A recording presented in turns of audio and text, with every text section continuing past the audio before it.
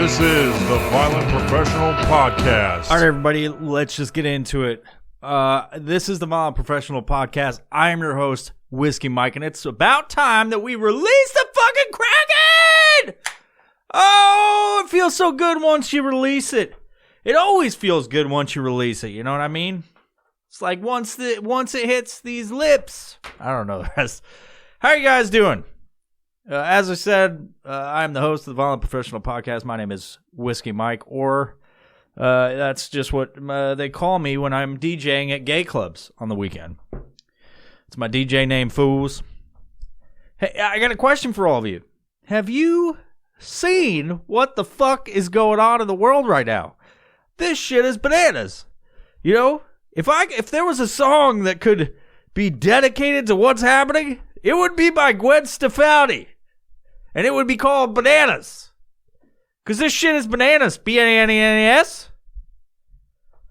It's fucking bonkers also. I wish that Gwen Stefani made a fucking ballad called Bonkers. This shit is bonkers. B-O-N-C-K-E-S. That's how you spell it. I'm already fucking everything up. B-O-N-C-K-E-R-S. It doesn't have quite the ring to it as, say, a song about bananas. Is that song about bananas? I don't really know. But also, what is bonkers? I know they used it for, like, 1950s, like, insane asylum, but is it because they bonked their noggins when they were smashing their heads into walls?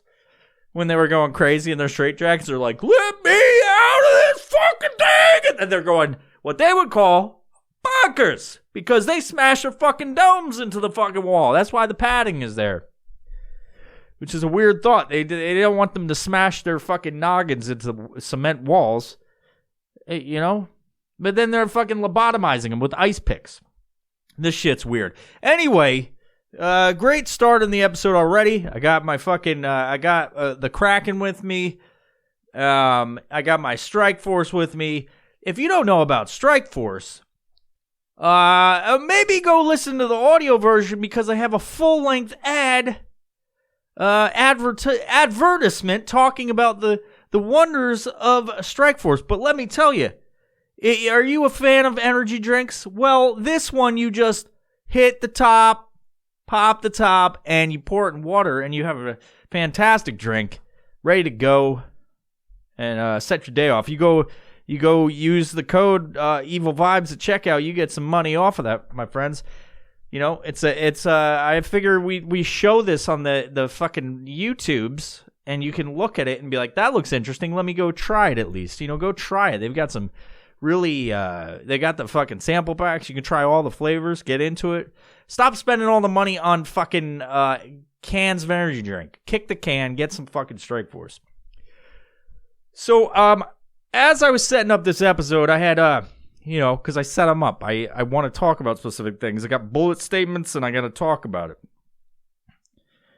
I owe you some cult facts, as per usual, because I'm writing the OLP book, and I want to tell you all about facts about cults that maybe you didn't know. This one, this cult is, WatchMojo.com has this quote. I think that's what the fucking website is. Cult fact number 3 of this one, not their third cult fact, but a fact of the cults is that cults often have one charismatic leader. A confident person with a radical political or religious idea that can appear to be quite attractive and even revolutionary to someone who is searching for a place to belong. And cult founders know this. This is why many of them actively seek out or recruit the lonely, angry, and disenfranchised. Disenfranchised. Well, I mean, there's a plethora of those type of people. I bet now is a great time for cults. If, you wanted to start a cult, these days would be great, because eventually you're going to get fucking everyone in the United States is going to get smashed by the government. So why not fucking start a cult right now? I'm not telling you to. I'm just saying, why not? What if? It could be interesting. I would hate to see the aftermath of a cult, but cults are kind of fun. You have a fucking group of people that are like-minded that just want to fucking bang your wife. It could be cool to join a cult. Anyway. Oh, once it hits your lips, it's so good.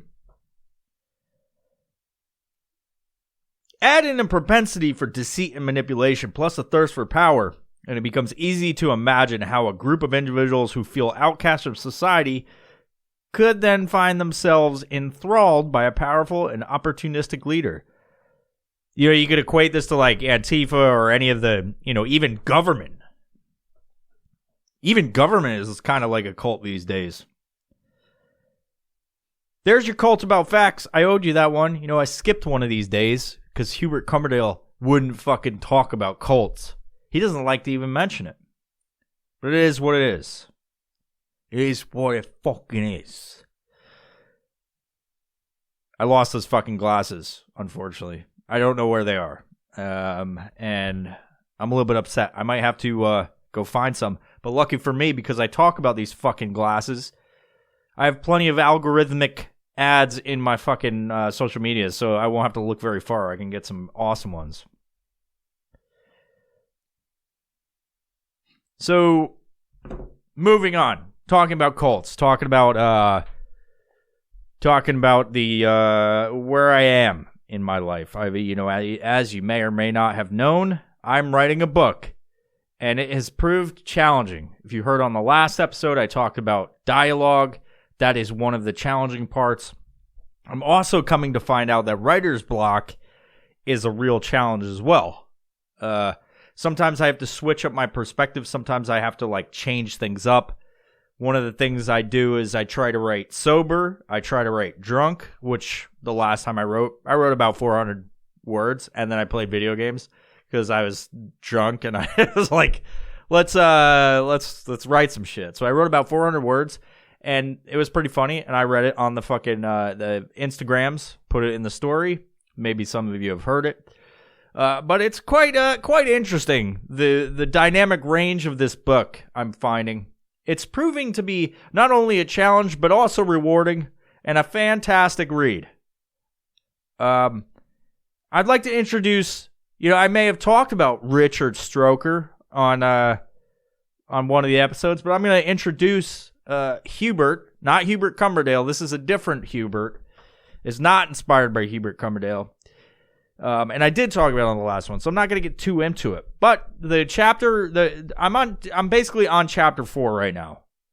And there's about 12 chapters that I've outlined right now. So in this chapter, Richard, I'm not going to talk about the major plot points, but this is kind of leading into it. This is kind of fucking molding the structure of this book, and this interaction where Richard finds out that he is not in control of his destiny. You talk about manifest destiny. Richard is not manifesting anything. Richard wants to get some fucking hard candies because he's an old motherfucker, and there's a grocery store right across the street, and he enjoys a good hard candy, as you could imagine, him being a fucking 80-year-old dude. He likes a good Werther's Original from time to time. He puts them in a candy dish and munches on them. But not today. Not in this chapter. Not in chapter 4. He tries to go get his fucking his hard candies, and he is met with some resistance. And Hubert, who introduced himself earlier and was looking to satisfy Richard's every desires, well, there was some dark intent behind all that, because he really doesn't give a fuck about Richard, and you'll find that out. Spoiler alert, I'm telling you, I've already told you some stuff in the book, so turn this shit off. You don't want to hear about the OLP? You don't want to hear about the fucking OLP? It's not even a book about the OLP, it's about old people, which is weird. You're like, how is that going to be funny? It's like, trust me, it's going to be fucking ridiculous. The minute you hear Richard penetrate Edith in her old 90-year-old sniz, you're going to be like, this is hilarious, as you puke all over yourself listening to it or reading it. And listening to it depends on if you get the fucking audiobook. It might be voiced by yours truly. Or maybe I'll get fucking Samuel L. Jackson. I'll find enough cheddar to get him to read it. How awesome would that be? Morgan Freeman read the the reserve in Order of the Light Protector's fucking tail. That would be fucking dope. Or maybe I'll go on Fiverr and like pay somebody $5 to read it who sounds like Morgan Freeman. Maybe I could do it myself. I will read the Order of the Light Protector's book as Morgan Freeman. I mean, it's going to be great fun. When this thing is actually done 5 years from now, when I'm fucking done, and I'm like, I go through an intervention for drinking so much, and then people are like, you have a problem. I'm like, I just got to write this fucking book. They're like, no, you're fucking, all you do is drink and say you're going to write, and then you don't, and you play video games. This book's taking forever. You obviously have a problem. It is what it is. You know, the first step to recovery is admitting you have a problem. And my problem is I like to party, you know.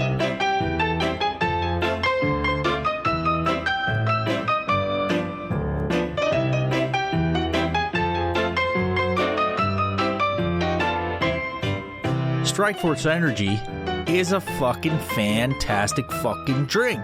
You know, you get that shit and you fucking wake up in the morning.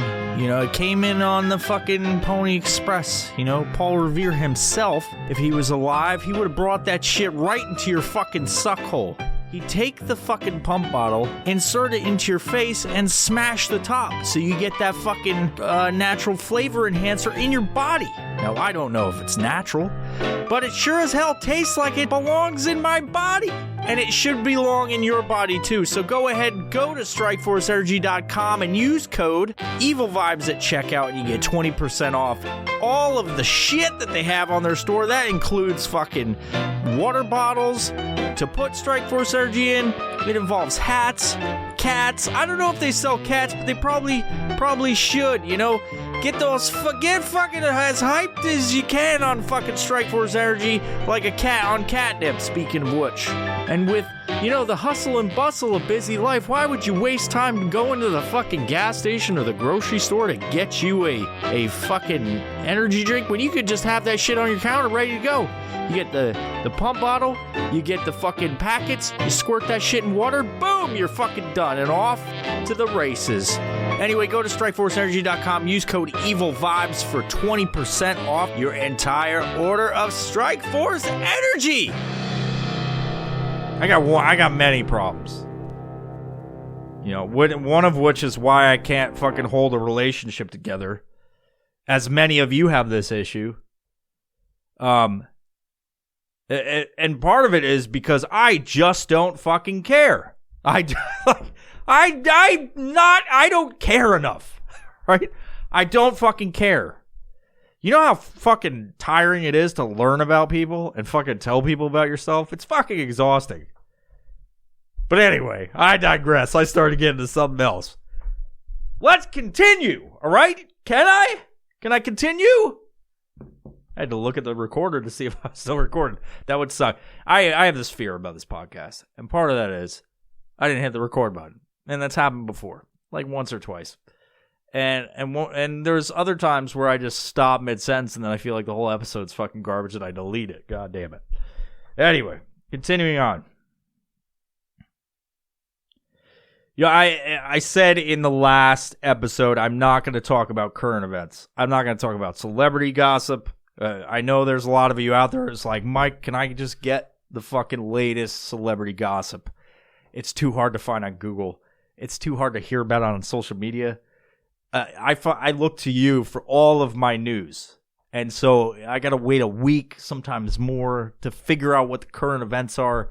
And I was hoping that you could tell me so that when this episode's like fucking 5 months old and I like tune in, I can be like, oh, I didn't even know that was happening because I live in a fallout shelter and I ingest radiation on the daily.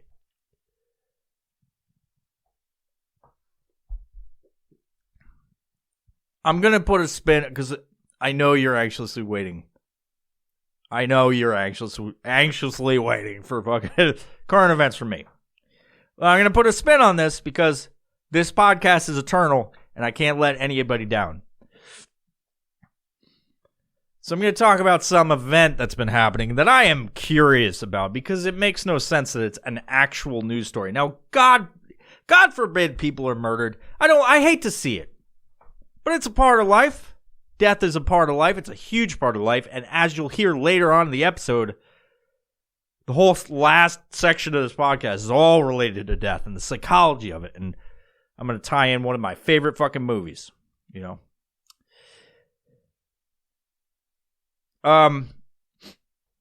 So the event I'm going to talk about has been on the tip of everybody's tongue. It's been all over the news, like excessively all over the news.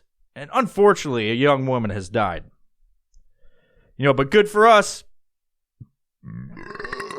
Dog the Bounty Hunter joins the hunt for a Florida man suspected of killing girlfriend in a story that shockingly took over the news cycles conveniently at a time that we needed to be watching the government the closest, even though this story is as American as your everyday boyfriend kills girlfriend and hides in Florida. Throw in cannibalism, and you have a Netflix original. Okay. You may be wondering, what the fuck am I talking about? Well, random white guy goes hiking with his girl, or goes on a trip across the country, kills her, suspectedly, right now at the recording of this episode. But good for us, Dog the Bounty Hunter, who said the N-word all over social media, looking for a redemption, is on the honest fucking heels. Do we know that for a fact? No, we don't. He brought a lot of media attention. And if I'm a thinking man, I would think you would want to keep this as close to the chest as possible. You wouldn't want everybody to know that you're fucking right near where he's at. But God bless Dog the Bounty Hunter, who looks like your Aunt Linda, who decided at a late stage in life that she decided to become a fucking lesbian. Your Aunt Linda all of a sudden shows up from the fucking 80s and 90s with the flowing blonde locks. Just fucking, you know, and everybody's like, why does Linda look all buff? It's because Linda took testosterone to enlarge her clit so that she could fucking peg her girlfriend. But anyway, this whole fucking thing has me confused because if you actually look at all of this, and hopefully you know what I'm talking about, this Brian Laundrie shit. If you look at all of it, unfortunately, someone has died, and that's unfortunate. I'm not taking anything away from that, so don't fucking send the fucking people with the pitchforks and shit at me, if you can find me. Haha. I was trying to find, because it's all over social media, right? It's everywhere. It was, and I don't know if it is because I haven't seen anything in the past few days other than Dog the Bounty Hunter with his fucking chest hair out and his red skin because he was probably drunk when they recorded any fucking thing with him. I was trying to find something that's unique about it because I was curious to it. Is like, why is this all over the fucking news? Why is it all over the fucking news? It just doesn't make sense. It's not, and I say that because it's not the only, like, this is not a unique story, but the media is making it out like it's a unique story. You know, unfortunately, a woman has died, like I said. This young lady has died. But in the terms of, is it exciting or isn't it? It's in terms of a murder case, an unsolved murder case, it's really not that interesting. It's not that she wasn't important to people or that she had families or whatever, but I'm talking about the overall idea. Take out the names, take out the people. What actually happened is not a unique story in America. That is happening multiple times a day. All over the country, unfortunately. Not in the exact way, I'm sure, but let's just break it down. Someone was killed by her, or by someone, right? Let's assume that this person is guilty, and we could just take it at the face value. What everybody's thinking. This guy killed his girlfriend. He ran to Florida because, of course, why wouldn't you? You can fucking hide in Florida in the Everglades. There's gators there. There's fucking dinosaurs. Why not hide in there? Why not befriend dinosaurs and hide with them? All right? It just doesn't make sense. And the only thing that I think would make sense, if you're not thinking about it, is that there's something else going on and why the media jumped on this. Because there's a lot of crazy shit happening that's crazier than this very American drama that's unfolding.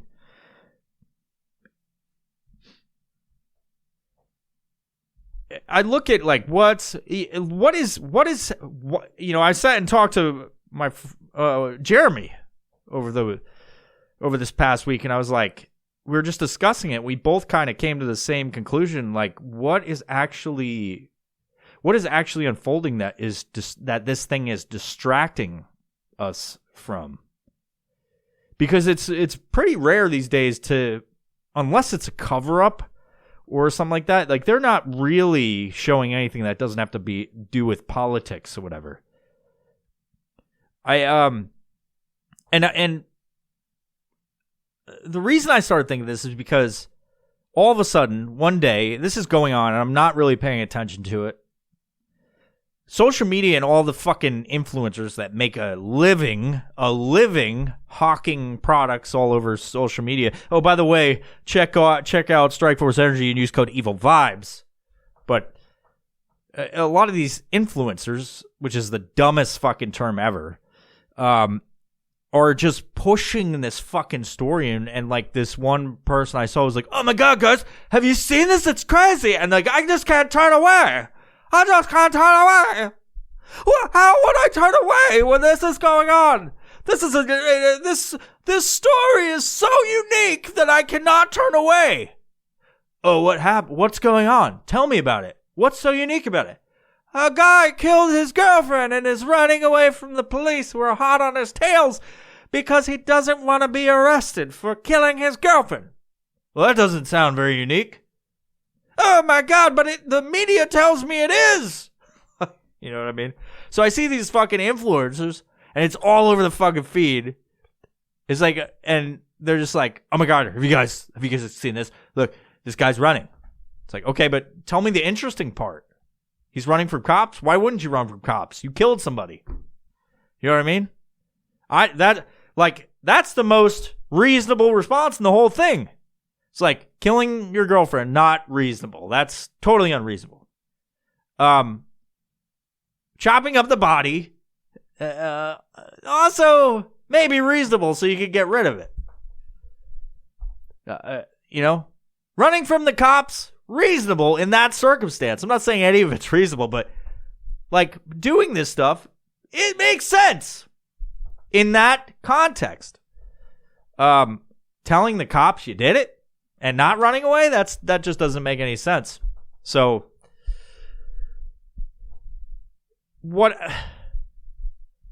that would be a unique story, like guy kills family and then calls the cops and said, I did it. That's, unfortunately, as sick as all this sounds, that would be the only unreasonable or story that you would be like, wow, this dude did all that and then didn't kill himself. Like, that's fucking amazing.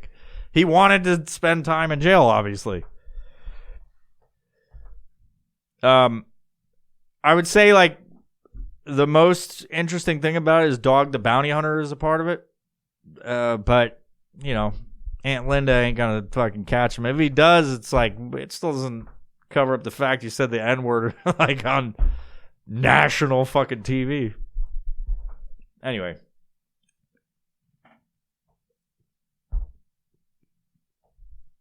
No, I'm joking around, but that's unfortunate. The whole fucking thing is unfortunate.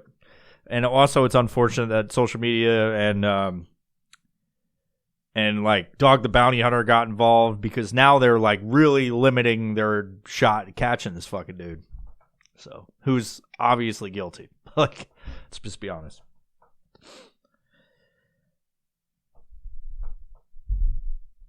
Oh, what did I say? I said throw in cannibalism, you would have a Netflix original. That would make it way more interesting if you like ate her and then fucking whatever. Sorry to families. Sorry to everybody had to deal with this. But just so you know, you're not alone. This stuff happens every fucking day. So the media just chose to focus on this, and I didn't even get to the real part. It's like, what is the big push for this? And we find out lately that the government is woven in the fabric of fucking media, like mainstream media. In fact, on this last fucking bill they just passed, there's a media bailout because they suck so much. People would rather watch YouTube video than watch fucking media try to divide us. It's way cooler to watch a fucking YouTube video of people taking a hot knife and like cutting through shit than it is to watch fucking Chris Cuomo fucking like talk about anything. Fucking anything. Sitting there while Don Lemon says some fucking ridiculously racist shit. And everybody just gives him a pass. Anyway. You got to look at it. What is actually happening? You can't look at any of this stuff and be like, oh, it's a news story. This is very important. It's not a news story. It's all fucking bullshit. All of it. All of it. Does anybody out there question? Hit the comments and fucking say, do you trust the government? And if you do, please give an explanation. Because through all of this time over the pandemic, and as of late, it's absolutely clear that they nonstop lied to us about everything and then fucking pass bills as we're all fighting because we have no time to fucking look at what's actually happening in the government. And this is my question. I'm not really big on fucking knowledge about what the government act like, all of the positions in the government and fucking the House or the Senate. But like, what the fuck are we even like? We're not paying attention to any of that. The most we care about is the fucking Capitol Hill riots. And we're all distracted by bullshit. It makes me question all of it. Like, how can you, please, if you believe that the government is there for our best interests on all levels, please comment and tell me why you think that. You know, put your case out there and say, this is why the government has our best interests in mind. And go against my thought about, like, we're literally living batteries in a matrix somewhere, and we're feeding a fuel with tax money to pay for people to fuck kids in the Caribbean. That's a little bit outlandish. But probably true. It's probably more true than what we're witnessing right now. It's like, here, everybody look at the story of a fucking white girl that was murdered while we passed this bill that literally makes it a law that we get to fuck you in the ass if you don't put a fucking substance in your body. You don't get it. You don't get it. Inject it into you. Every single senator in your fucking set state gets to come to your house and bend you over your fucking kitchen table and fuck you repetitively. It doesn't matter, Republican or Democrat, that's the law. We fucking voted for it and agreed that coming inside of something sounds way better than what we were gonna do. We could pass all kind of legislation that would help you out as human beings. But we rather would pass something where we get to insert our flaccid penises in your fucking hairy assholes. And if you're a senator that likes to do that thing, please check out. No, I'm not going to promote that. I'm not going to put that fucking tinge on things. All right, moving on, because there's only so much I can talk about that fucking story. But while it was entertaining and fun to do.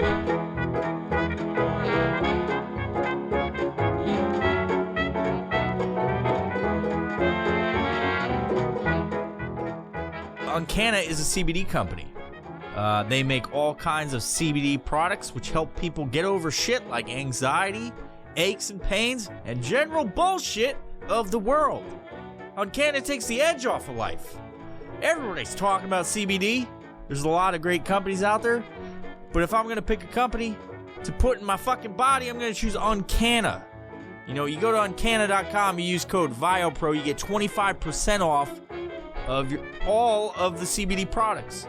At least go there and research. They got plenty of information, some fact sheets, the data on how pure and safe their product truly is. What do you have to lose, kids? Go check it out on Uncana.com and make sure you use VioPro at checkout for 25% off your entire order of CBD. I'd like to move on to something else involving one of my favorite movies of all time, to the point of I got a tattoo with the last line of Fight Club on my fucking arm. And it very, very true. It says, you met me at a very strange time in my life. It's all the words on my arm, and it's pretty true. On all stages of my life, I found out that anybody that meets me, it is a very strange time in my life. And especially, I think that rings true for a lot of us these days. It's a very strange time. You met me at a very strange time. So I'm going to, because the world seems as if it's going crazy, or it is crazy, or we're living in a matrix, I'm going to try to apply Sigmund Freud's psychoanalytic theory of personality. I know there's a lot of big words, and to be honest, I don't know if I said any of them correctly. But I'm going to talk about them, about some things within Sigmund Freud's, study of personality, and try to apply it to the movie Fight Club, and how this has affected, these thoughts and these fucking words have can be described as they define things about me, and I'm sure some of you. So I'm not going to get into necessarily the psychology of Fight Club because I'm not a smart man. But I will say that I wrote this episode to try and figure out some of the sections of Fight Club because I've watched it about 1 million times. I got a tattoo on my fucking arm. I relate to the character of the narrator. Now listen, to the motherfucker out there that tried to call me out on some of the fucking Fight Club knowledge on fucking social media. I want you to know, you were wrong, dude. He doesn't have a name. The narrator is the narrator. I put a quote on social media and I said, I am Jack's whatever.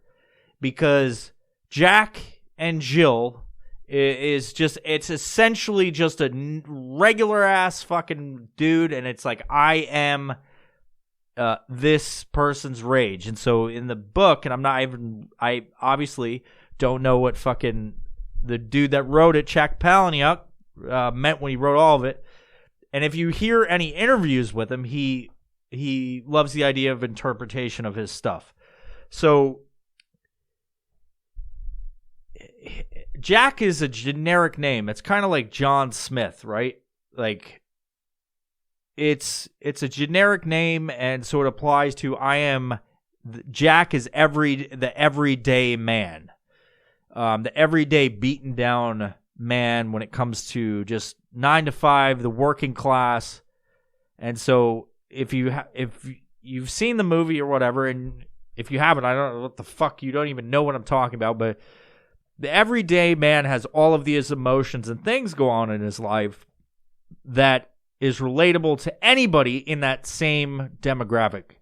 A working class man is beaten down by society, much like they are these days, to made feel bad about their current situation when they're just trying to live life, enjoy time with their family, and be successful in some way, shape, or form. So what I wrote down is breaking down the id, the ego, and the superego, and those are the principles within Sigmund Freud's theory of personalities, right? So it's going to be a 3-part thing because I'm not going to get into too much I'm not going to do like a fucking 2-hour episode. I'm going to just try to talk about each one on this episode and then 2 episodes from now. And if you're interested in it, I hope you are, because this shit interests me. So on these episodes, we're going to talk about the id, which is and I break these down in certain ways, but the ego, the id, the ego, and then the superego. So let's just get into this. According to Sigmund Freud's psychoanalytic theory of personality, the id is the personality component made up of unconscious psychic energy that works to satisfy basic urges, needs, and desires. For all you people out there that are psychologists or talk about this stuff or know about this stuff or study this shit, I I'm doing my own thing, so I don't care if I'm correct. But essentially, that's the idea of this episode. I'm going to be talking about that, and I'm not going to talk about... I was going to talk about political stuff, and then I'm like, man, I think people need a break from that stuff, so... even though I did talk about it earlier, it equated to the fucking Brian Laundrie shit. But anyway, moving on. The id, the ego, and the superego are a set of three concepts. Did I read that already? No, I didn't. I wrote this stuff, but it was like I copied some stuff from the internet. All right. The id, ego, and superego are a set of three concepts in psychoanalytic theory describing distinct interacting agents in the psychic apparatus, which is probably your brain. The three agents are theoretical constructs that describe the activities and interactions of the mental life of a person. Now, in order to apply this to Fight Club and to my own life, I have to figure out how to do that, in a sense. One of the best ways I felt that this could be accomplished is by taking specific quotes from specific sections of a movie and talking about them and how they apply to those concepts, and then giving my interpretation of it, and then talking about a time in my life or a thing that I do or something about myself that could be equated to that, or just give my general perspective. And that's what I'm going to try to do here. So let me get some Kraken in my fucking Kraken, and then we'll go. All right?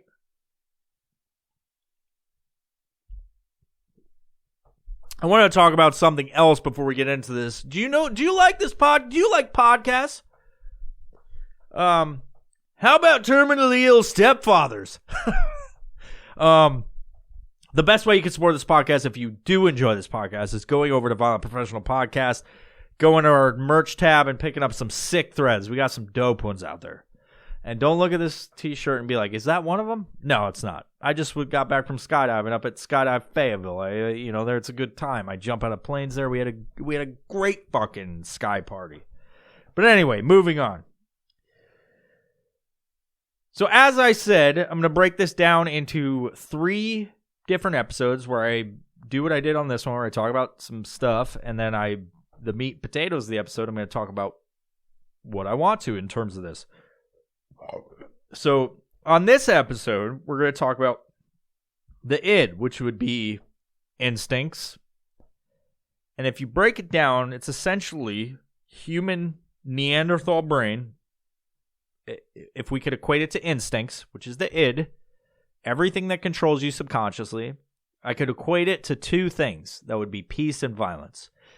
If we talk about peace and violence, essentially, if you look at Fight Club, the movie, that's exactly what it is. It's a man, the narrator, in peace and in violence. The monotonous, tedious version of himself, narrator, the Jack, whatever he calls himself at that particular time, or Cornelius, which is a guy on social media. Which I'm talking shit right now, but I hope you know that I appreciate the banter. But Cornelius, Jack, or the narrator, which is narrator's his name. They never actually call him anything, other than his love interest. Calling him Cornelius. It should be Edward Norton from the movie, which it's not Edward Norton in the book.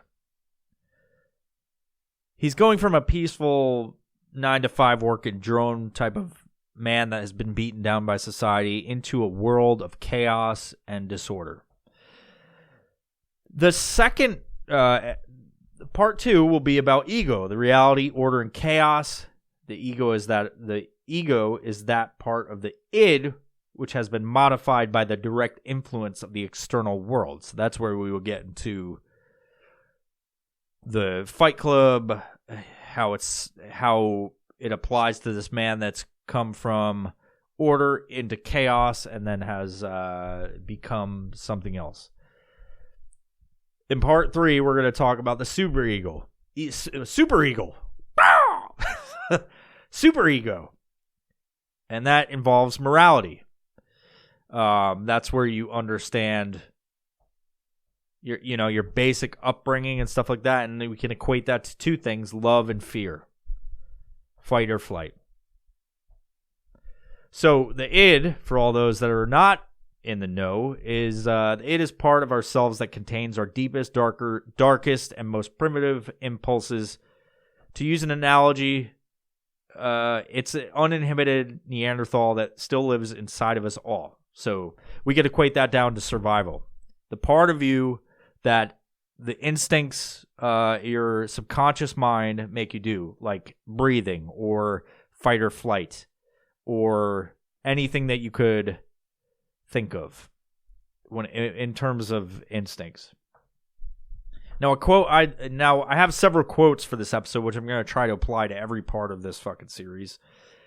I'm going to say the quote. This is how I'm going to do is I'm going to say the quote, and then I'm going to break it down into the psychology of it. And then I'm going to talk on something. I'm just going to elaborate on that. So one of the quotes from Fight Club is, "With a gun barrel between your teeth, you speak only in vowels." That can be summed up in terms of our choices can ascend or be our end. So let's break this down, right? So if you remember that part of the movie, it would be in the very first section. I'm going to use the movie because it's more visual for everybody, right? So in that section, it's in the beginning of the movie, and it goes into the end. So if you remember Fight Club, if you haven't watched it a lot, it starts at the end of the movie before all of the shit that it transpires and gets the narrator to the point he's in. All right. Now, if you haven't seen Fight Club and you're interested in it and you don't want to, please turn this off because I'm going to ruin the whole fucking movie. If you're anticipating any section that you're like, I don't know anything about this movie, but I am very interested and I don't want anybody to ruin it. Well, you should fucking move on right now. Listen to another episode or come back after you watch the movie. So our choices can ascend or be our end, and that's how.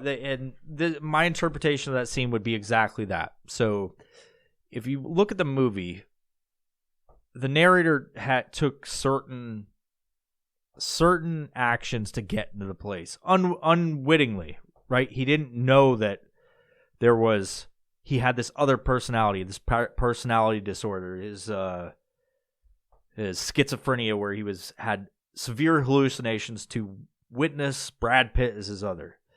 And then another section of personality. He took certain steps in his life, whether it be the drone worker, the insurance company, entertaining a relationship with Marla Singer. Regardless of the schizophrenia, he put himself in certain positions. He was going to those self-help therapy sessions.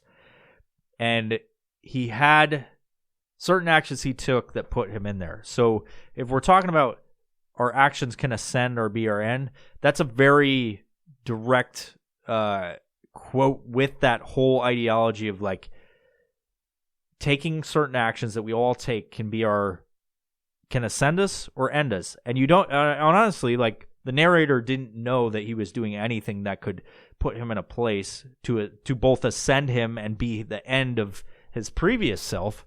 They could be intermingled, but he took them regardless. So that's kind of how I equate that. Now, if I could put myself in this, because I'm going to try to, everything that I do in my life is in the same regards. Me joining the military, me becoming a father, me deciding to put my baby gravy inside of some woman, nice lady. I'm not going to say anything bad because this podcast is eternal. We actually get along quite well. But we, took certain decisions, including marriage, fights with people, me going to therapy at times, combat, making certain friends, jumping out of fucking airplanes. I feel like in those terms of all the things I'm saying, you could look at it in both ways. I could make decisions and like bad things can happen to me. Me coming to Arkansas, as an example of good and bad things in my life. Good, it's an experience. Bad, I'm not around my son as much as I want to be. And they both, like, all of these things I look at, I don't look at a lot of things negative like I used to. Whereas I might in the past look at things and be like, fuck, it's so horrible or whatever, or like be down in the dumps or pissy or whatever about certain events. These days, after being alive for almost 40 years, I look at a lot of things, even in the struggle of whatever it is, what is the good thing of this? Like, what's the good part of this? Because a lot of the things these days can look pretty shitty and pretty grim. So I try to take everything as a lesson in to make myself better. And why is this bad situation? I'm just talking about in general. I'm saying, why is this situation that could be perceived as a shitty hindrance to my ascension? Why is it a good thing? Well, I think hardship is a lesson in how to be better in general. I think a lot of people these days don't look at bad times or anything as like a good thing for human progression, to be honest.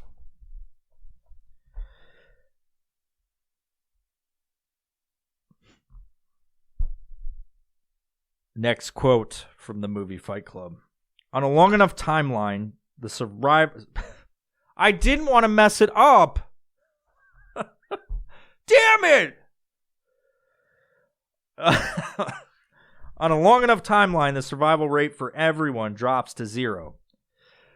If you remember this part of the movie, it was when the narrator was at the burnt up car in like the first section of the movie, and he was talking about this vehicle being burned up, and he was explaining how the insurance company pays out and the really devious and dubious fucking ways that they go about rating these things, and if a recall is warranted, then they go through certain steps, and if the payout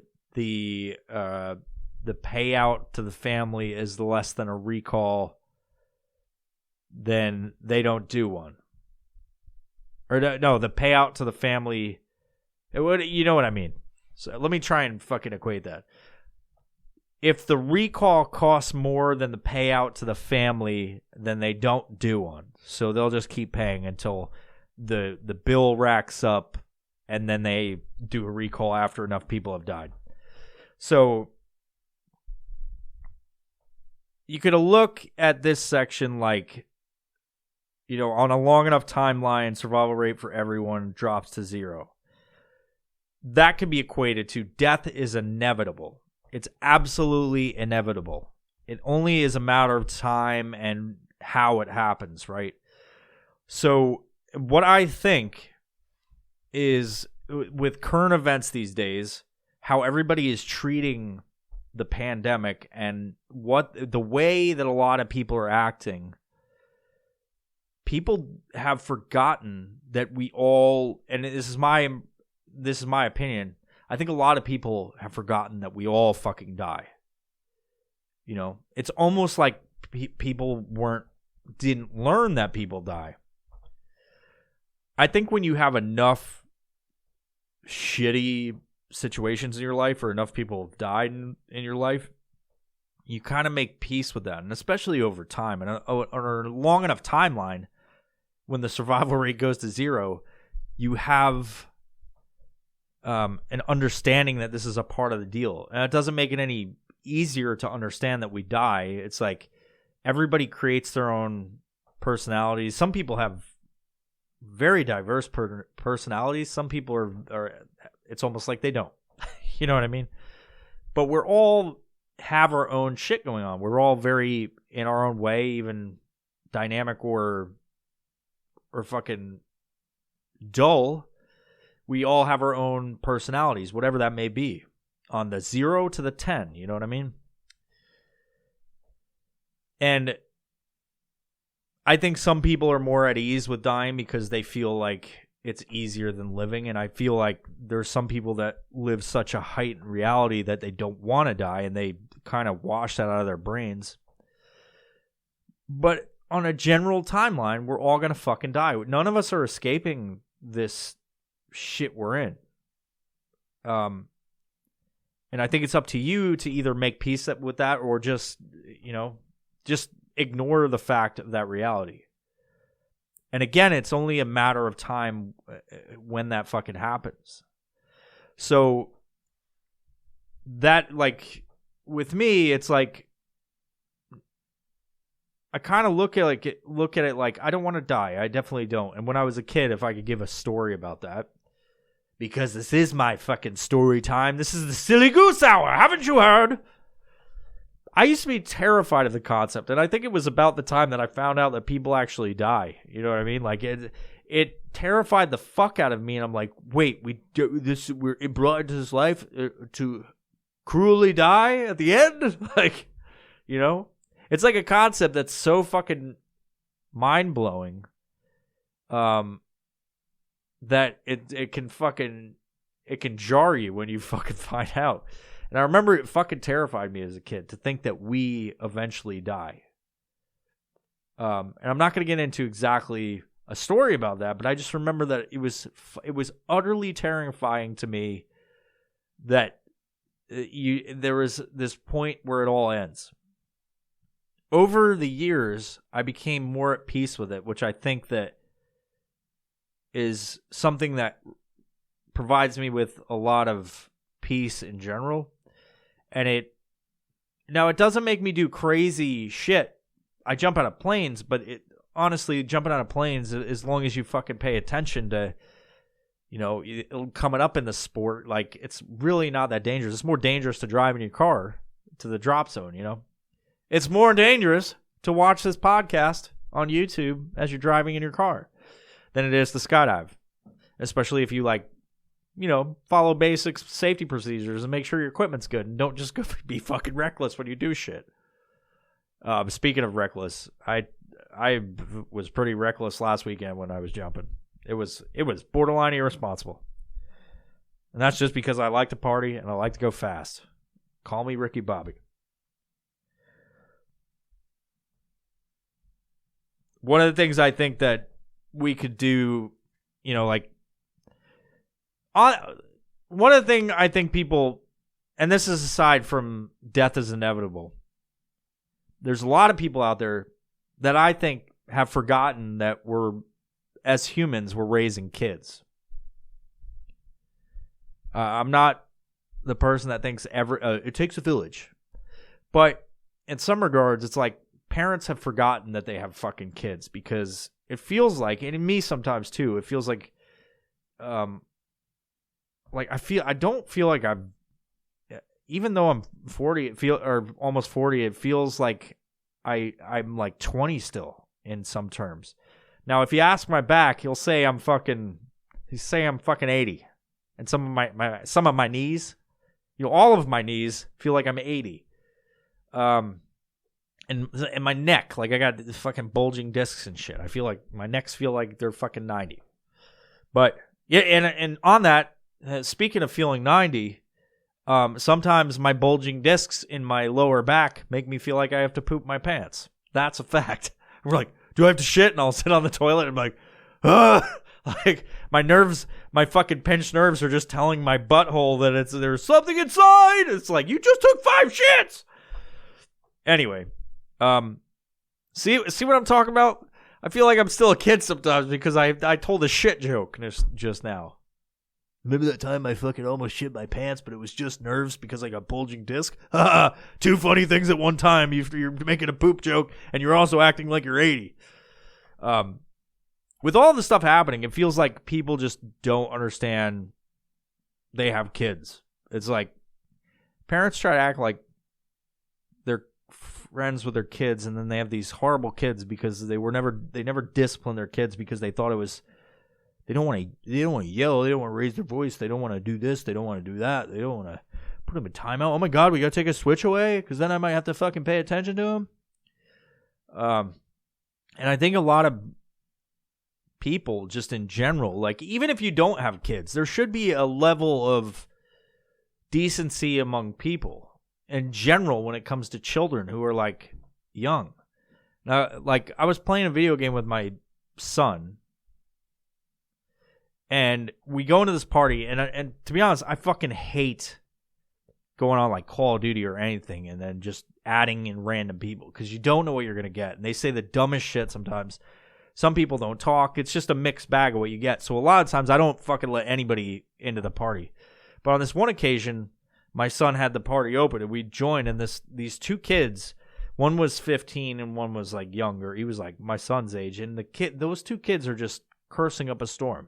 I was like, and I wasn't saying anything because after all, curse words are just words. But eventually it got to be too much. They're just saying naughty words just to say them. And I was like, hey, man, like I said something. I was like, hey, could you stop swearing? Like, play the game. Like, there's no need. And he fucking went after me and he's like, what are you, my fucking therapist? Like, sounds like you fucking need one, dude, because like, You're incessantly saying fuck. Like there's no reason for it. Calm the fuck down. There's kids. And at one point I got so fucking annoyed with him. I said, calm the fuck down. There's little kids playing. I was like, I hope we didn't fucking hear that. But it was like, it's like, I think just, and obviously they're 15-year-old and it's like, it's a different concept. Like I was raised in the 80s and then lived through 9/11 as an adult man. And just like, it's a different time, and I think every generation has this issue. Eventually you grow up. Eventually you either become responsible and try to be aware of your environment as much as possible. A lot of people don't get it. A lot of people don't have common sense, but I think that's one part of it is a lot of people I would hope that a lot of people have common sense. I would hope that a lot of people are aware of their situation. I would hope that people understand that we as human beings are raising kids and that like fuck even people in the government, like these old fuckers, it's like everybody's so fucking selfish. Everybody has fucking egos. They won't admit that they're wrong on any of it, and it causes so many fucking issues. It's like this is part of the problem about why fucking nobody wants, like a third of the population is like, no, I don't give a fuck what's going on. It's because they can't trust you because you're sticking to your fucking ideas. And instead of just saying like, hey, this is something that's for the good of the nation, like, and not forcing people to do stuff, it's like, you can't fucking trust these fuckers. And it's like, kind of went off on a tangent there. Anyway, beer.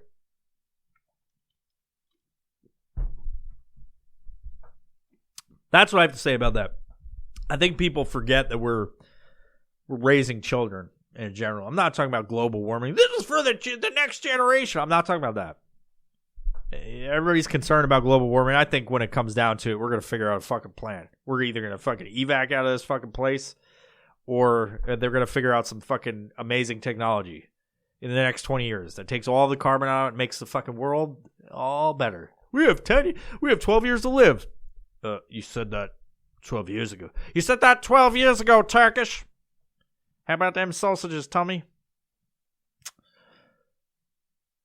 If you know what that movie is, what I just quoted, please fucking leave a comment below. We're burning right through this shit.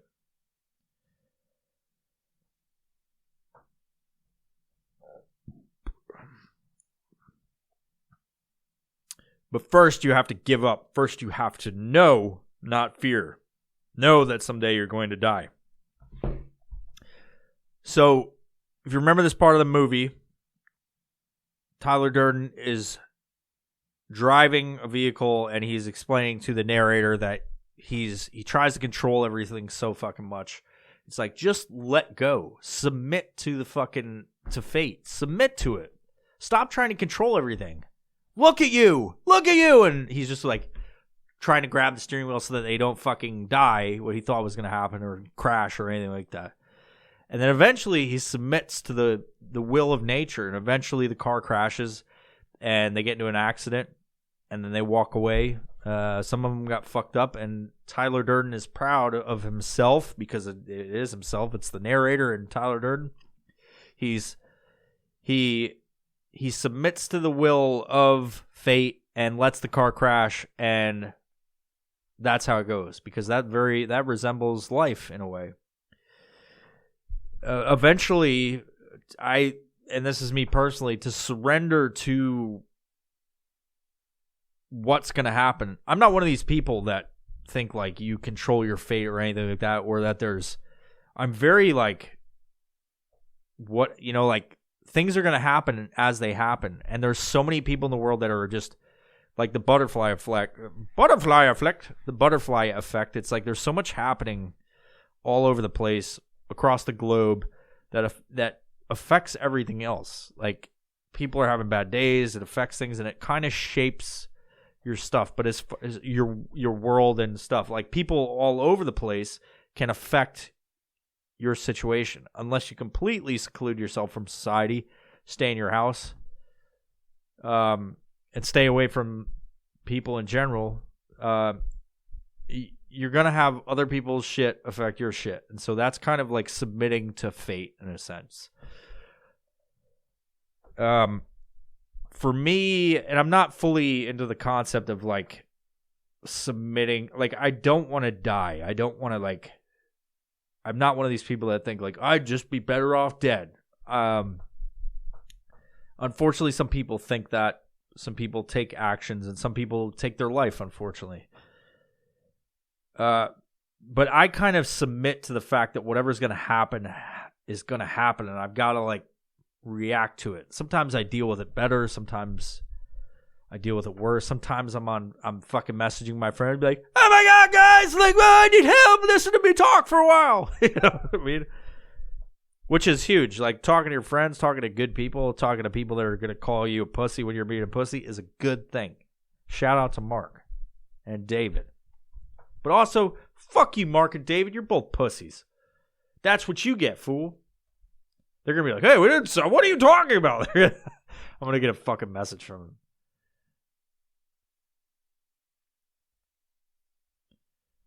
Moving on. Most normal people do anything to avoid a fight.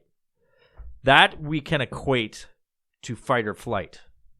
Most normal people do anything to avoid a fight. That would be the general population. Now, these days with social media and the fucking outlets we all have been given through Twitter and whatever, it seems like more often than not, you'll see people drift to the negative and start shit with people. I've done it.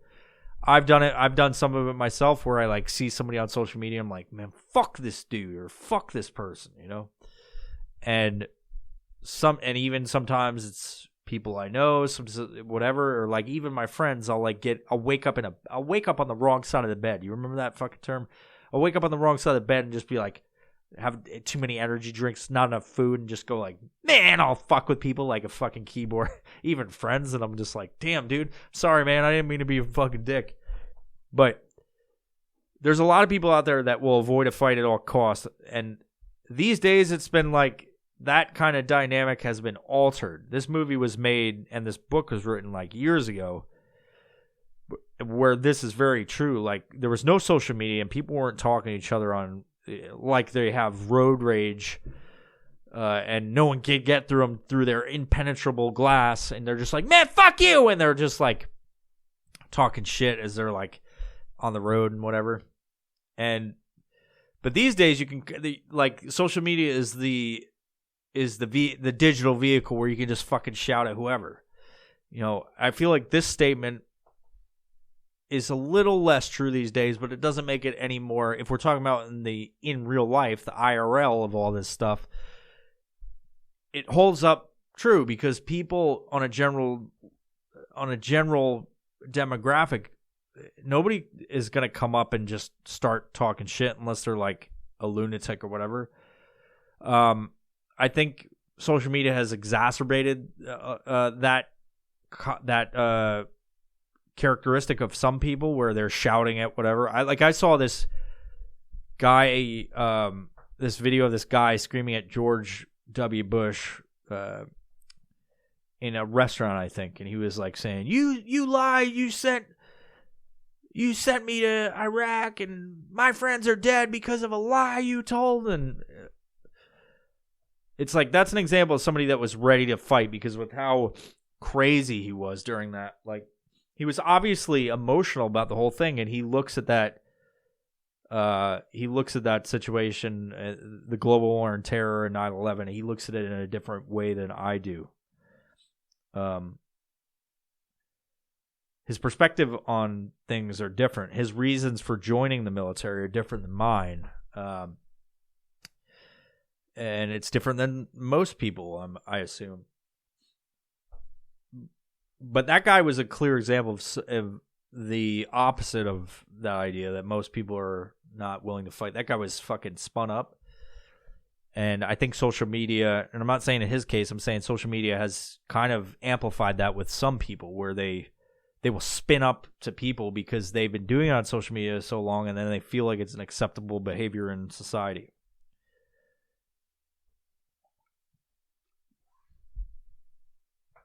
Now, in some cases, it's warranted. Screaming at a former president in a packed restaurant, fancy restaurant, maybe not. I don't know. Just choose your own adventure in this life, guys. But going back to it on a general scale, like, people just don't fucking confront people at all. It's because there's a biological thing in all of us that if you have a brain that is functioning correctly, if you're about to get in a fight, you should have an apprehension to it, out of a going back to the id, an instinct, the Neanderthal part of it, self-preservation, to not be injured, keep yourself going for the good of the tribe, right? It's not fun to get hit in the face. It's not fun to be damaged or injured. And so, like, that part of things, it should pull you back a little bit to analyze the situation correctly. But oftentimes you'll find that, and I'm no way a fucking expert on this shit, but I'm trying to explain from my perspective, and any time that I've got spun up to want to fucking smash people, you should have, even if you are totally confident in, like, I'm going to fuck this dude up, there's a part of us all, I think, that you should pull back a little bit to try and analyze the situation. You know, that's part of the fight or flight reflex that we all generally have. I'll and on the trend of, like, explaining a personal story about myself and how it applies, I'll explain the kind of the way that I feel during some of that stuff, because I've had a few fights in my life, and I've had instances where I, like, say something that I need to say to somebody, and for me, it's like as I'm getting into that mode of fight or flight, or I'm passionately speaking my piece to somebody, it doesn't feel good for me. And so I don't have any, like, apprehension to get into a place if I need to say something to somebody or confront somebody about something. I don't have any apprehension about that when it comes to initiating the contact and the discussion or whatever, what have you. But how I feel when the fight or flight reflex kicks in, this is what I'm going to focus on, is I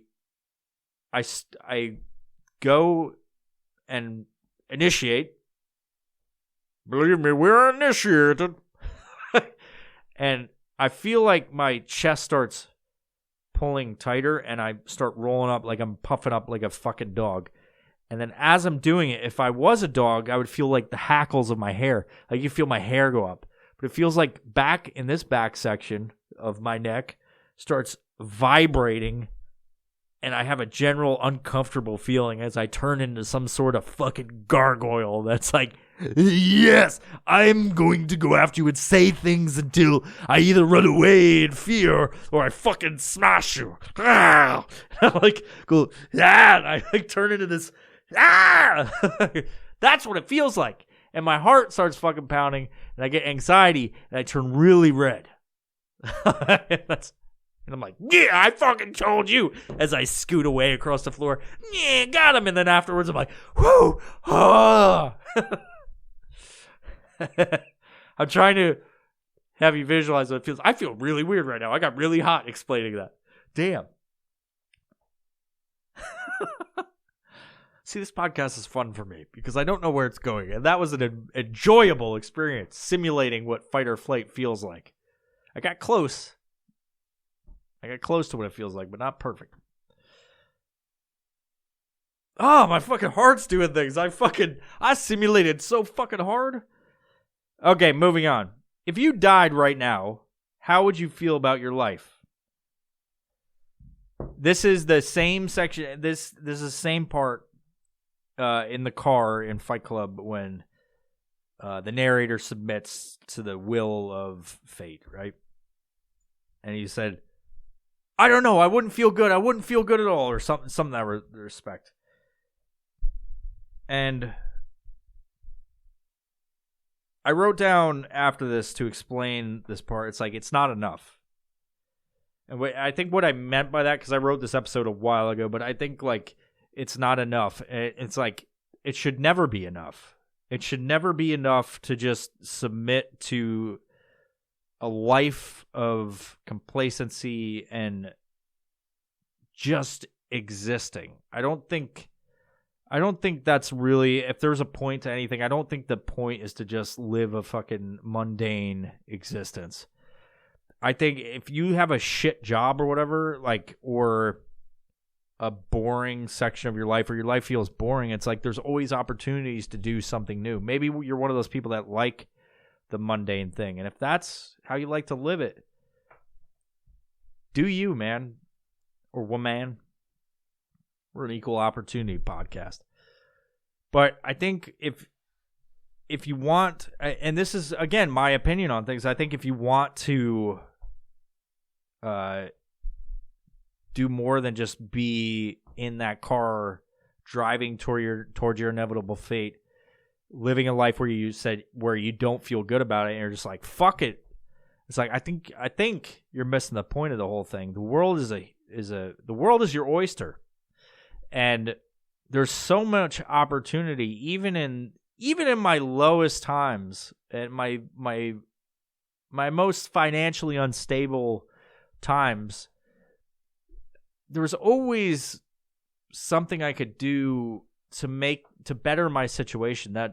From fitness to jumping out of planes to reading, watching YouTube, looking at self-help shit, being a better product of my environment for other people. Because when you become a better person in any way, you're better for the world, right? So if you're just this shit fucking human that's in and out of jail and doing drugs all the time, and that's what your life has been, it's like you're really like not being the best you can be for other people. I don't believe that our fates are sealed in any way. Yeah, anybody can at any given time. Like obviously there's constraints to that, like people with certain medical conditions or mental issues or psychology issues with their mental health.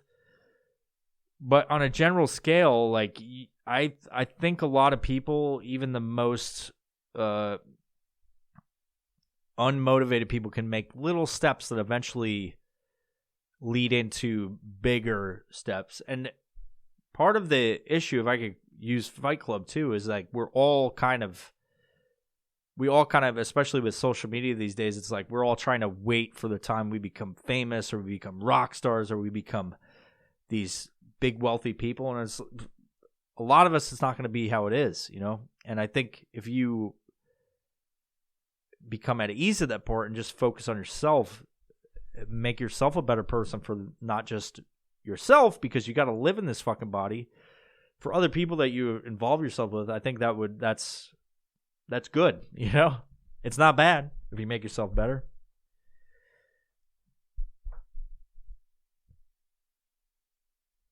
And to finish it out,